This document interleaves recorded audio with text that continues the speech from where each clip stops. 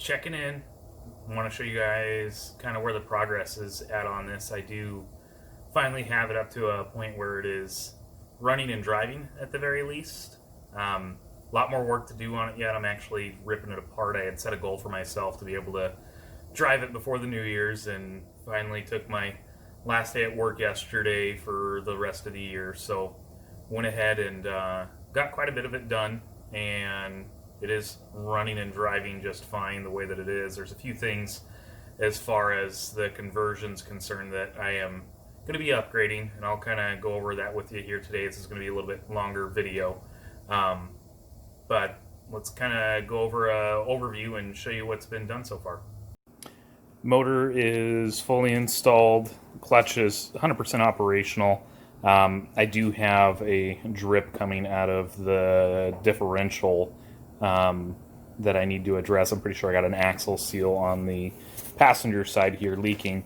The way that this is set up on this controller for the motor, this is actually a liquid-cooled chill plate for the converter that drives our drive motor here.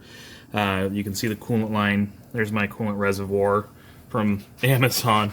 I didn't have a temperature sensor on it, so I just got a drink temperature thermometer to stick into the cap for right now to be able to monitor the temperature, because this is not just running the inverter, but it's also running my charger, which is mounted up underneath where the heater box used to go.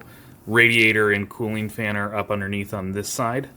Up underneath, I just took a piece of 16 gauge and went over here, because for you Corvair owners, you know that there are a plethora of holes that pass through behind here, and I'm trying to hide some of that if I can.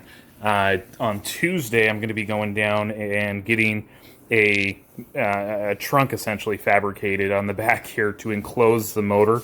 I've been driving it like this with it open, and pretty much everywhere I go, you can kind of see it is getting filthy every drive I go. So I'm trying not to drive it anymore the way that it is.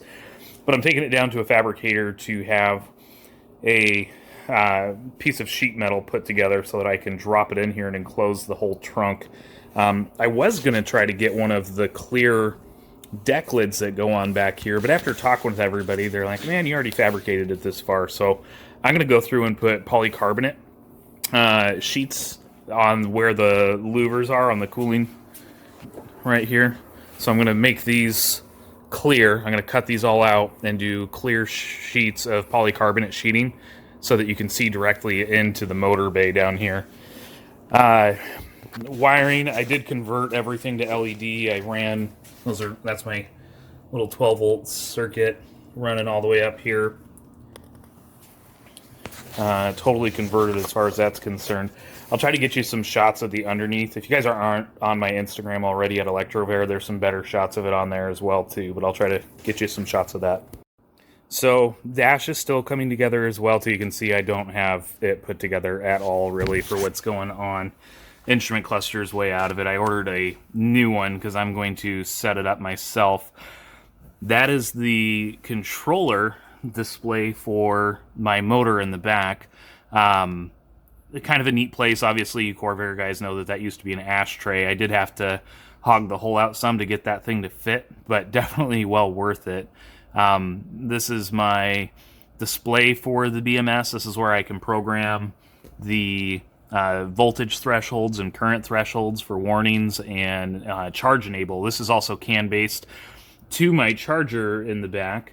The TC 3.3 kilowatt, I think it does up to about 32 amps when it's charging. And this is a live display for all of that. So it's kind of cool to have that on there.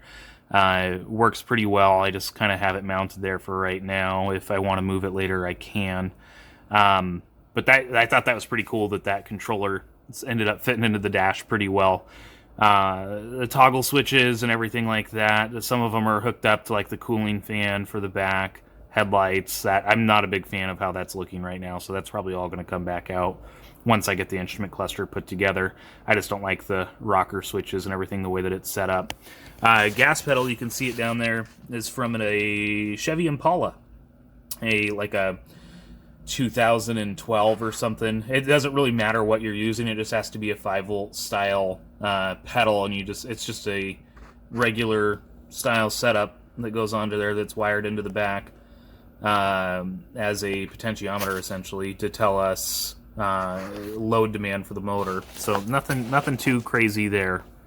And same, it uses the same circuit as the brake pressure transducer, same 5-volt supply from the electric motor itself.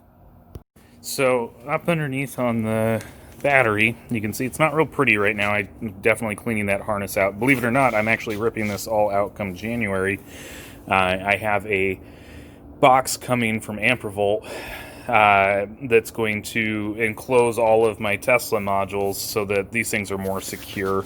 I was going to encase them in polycarbonate, and it just turned into too much of a task, and for the cost of what that box is, this is going to be way more aesthetically pleasing. So come January, I'm ripping all the batteries out. I'm going to cut the frunk, along the whole seam line here, go all the way down and along and back up on the same edge, and it'll just look a lot more clean than what I have going on here right now. That's one of the biggest upgrades that's coming here shortly. As far as high voltage is concerned, so that's my negative side. Positive side goes through there. There's my current sensor. But it passes into the cab, goes through my orange service disconnect there, and then comes back out to behind my battery pack is where my contactors are. So my drive motor contactor, and then the other contactor that engages for the DC to DC inverter, which is there, the charger, which is in the back, and then also for the I guess KSI is on its own individual circuit, but that has to do with the inverter or for the controller in the back. There's my relays for engaging everything, electric GT, the way that their schematics show wiring to help protect the controller for the motor in the back. That way you don't risk sending too much current or voltage into the module in the back, and protect it that way. A few things as far as the upgrade's concerned. This is where it gets a little bit weird. So when I first got all done, it was too heavy in the front. You can see even the way that it sits right now. Even right now it's probably a little bit lower than it should be, but it doesn't really rub anymore like it did. Because originally, when I got all done and my brilliant idea of trying to go drive it, I went and did that. My proudest moment so far. So immediately went to Clark's, got some V8 conversion springs, but I didn't go full bore on the V8 conversion springs because I didn't want to put giant heavy-duty springs in the front of this and make it ride like a tank. Because the full-blown for the front engine conversion, that would have been to hold, 700-800 pounds with engine and transmission. I'm only, 300 pounds-ish.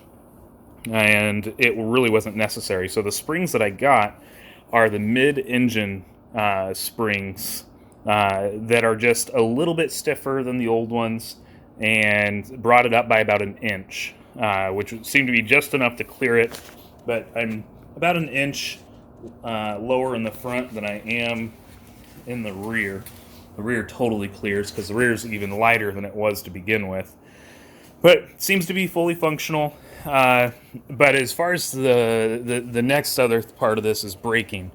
So obviously the Corvair was never designed to have the majority of its weight in the front of the vehicle. So the proportioning of front to rear, when coming to a complete stop on it, you can tell that it's not split as well as it should be. My rear brakes were getting pretty cooking hot until I had my regenerative braking on.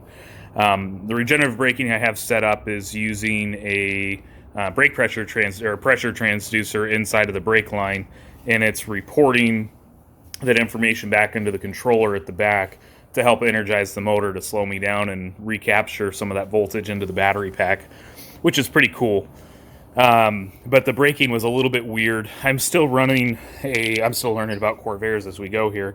Clark's makes a dual cylinder conversion for the master cylinder, and that should help with kind of what's going on here on the front end of the brakes here, and also be another added piece of insurance.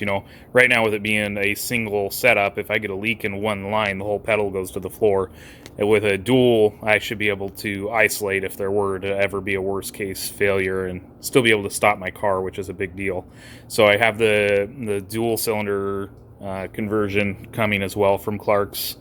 My BMS is different than probably what most of you guys are used to seeing, though. So my BMS is a Ziva BMS. It's what Electric GT has, and they do it on all their battery boxes and everything. And it's been really clean.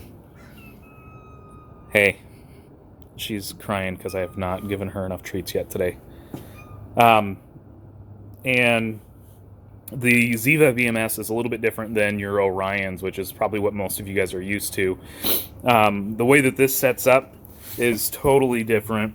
You can see these are my modules. These are not dominant modules, but these are taking the tap voltage to each individual Tesla module, and we'll balance them out.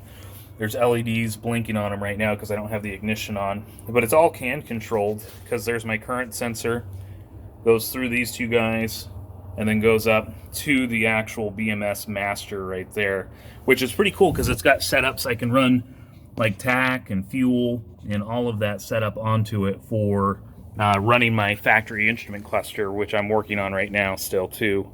My wipers don't work. I have certain things that I just haven't bothered to hook up yet that I'm still getting into. But that's kind of the core breakdown of what's going on up front here for right now. Again, more to come on this, probably come January, but this is where we're at so far.